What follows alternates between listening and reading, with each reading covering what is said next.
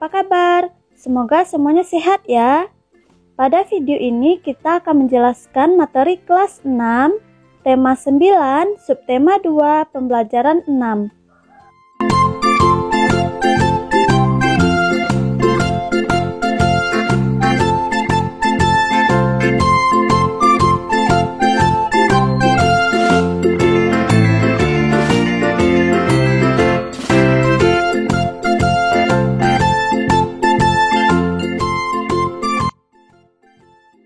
Cerita fiksi adalah cerita yang dibuat berdasarkan imajinasi pengarang.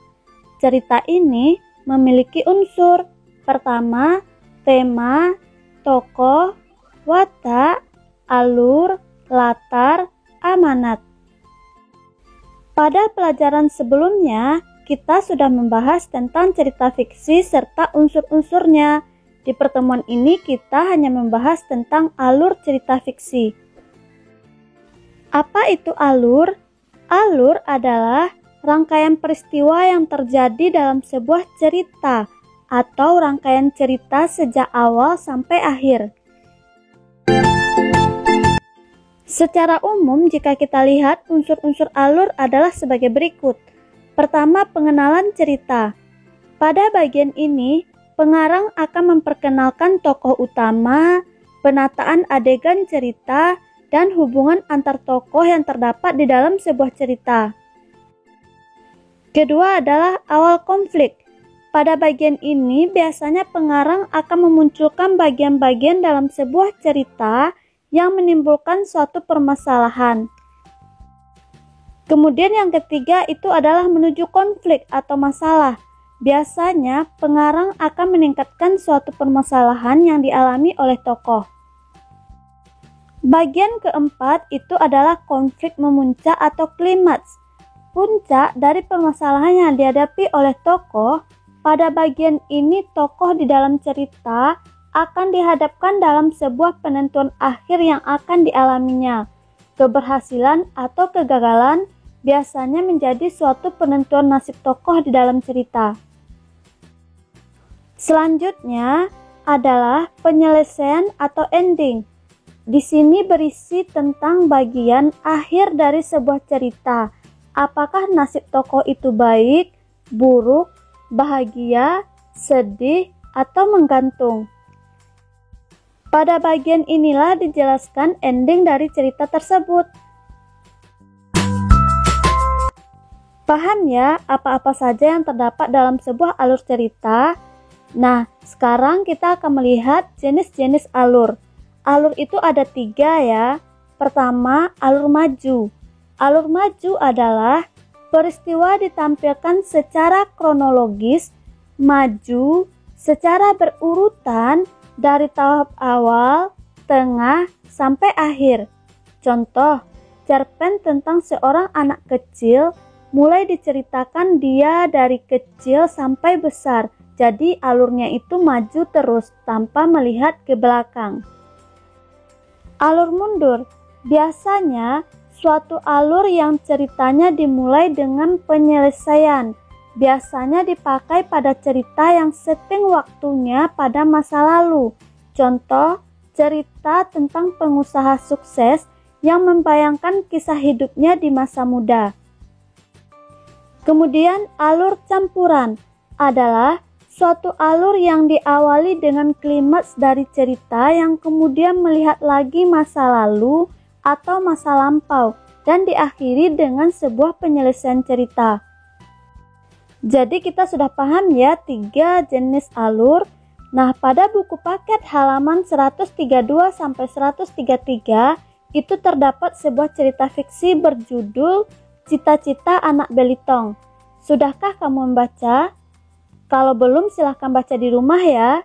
Jadi ceritanya ini bercerita alurnya itu adalah maju.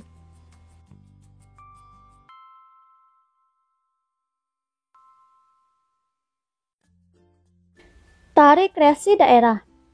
Seperti yang kita ketahui bahwa Indonesia adalah negara yang terkenal dengan berbagai kekayaan budayanya. Salah satu budaya yang terkenal adalah tarian daerah. Mulai dari Aceh sampai Merauke, Ada banyak tarian yang sering kita lihat, seperti tari piring, tari saman, tari manuk dadali, tari kipas, tari ruwai, tari Bali, dan masih banyak lagi tari yang lainnya. Tentu, tari yang ditampilkan itu butuh persiapan yang matang, mulai dari ide, pementasan, sampai tari selesai dipertunjukkan atau diperagakan. Persiapan yang harus dilakukan dalam menari adalah: pertama, bentuk tari. Apakah tari yang akan kita tampilkan itu tari tunggal, berkelompok, atau berpasangan? Penentuan ini akan mempengaruhi unsur pendukung lainnya seperti ukuran panggung, iringan, tata busana, dan properti tari. Kedua yang harus dipersiapkan itu adalah gerak tari. Apakah kita akan menampilkan tari tradisional, tari kreasi, atau gerak tari sehari-hari? Ini kita harus tentukan. Ketiga adalah tata busana. Hal ini perlu karena akan mempengaruhi pesan yang hendak disampaikan ke penonton. Keempat, tata rias. Tata rias ini perlu ya untuk penari untuk menunjang penampilan tari. Kelima adalah properti atau peralatan harus disiapkan dengan matang. Keenam, iringan musik. Hal ini harus ditentukan apakah kita menggunakan iringan musik langsung atau menggunakan media lain seperti musik dan rekaman. Jika ini semua sudah dilakukan, maka kita sudah siap untuk menampilkan tari. Untuk latihan menari, silahkan berlatih dengan gurumu atau boleh berlatih sendiri ya.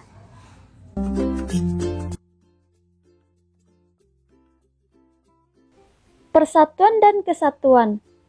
Persatuan itu berasal dari kata satu, artinya utuh, tidak terpecah belah.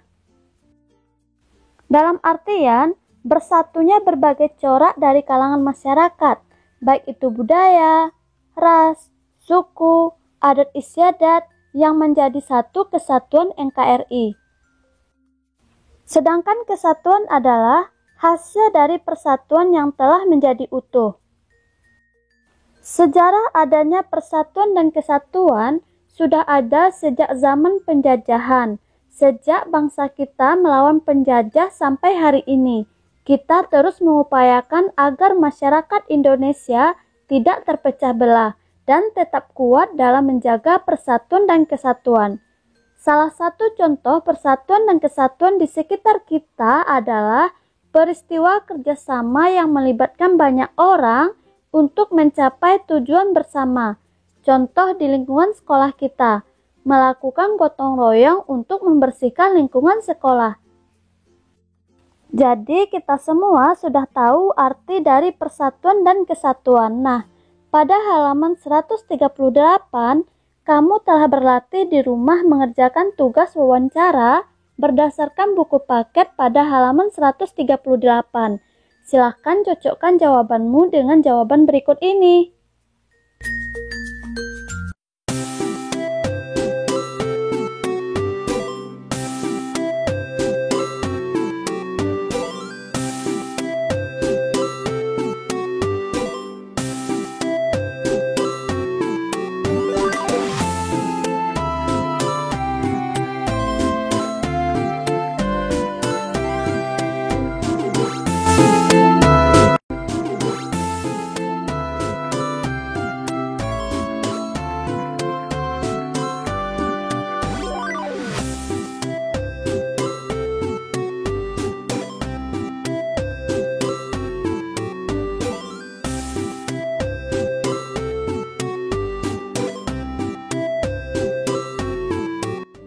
Untuk video hari ini sampai di sini dulu ya.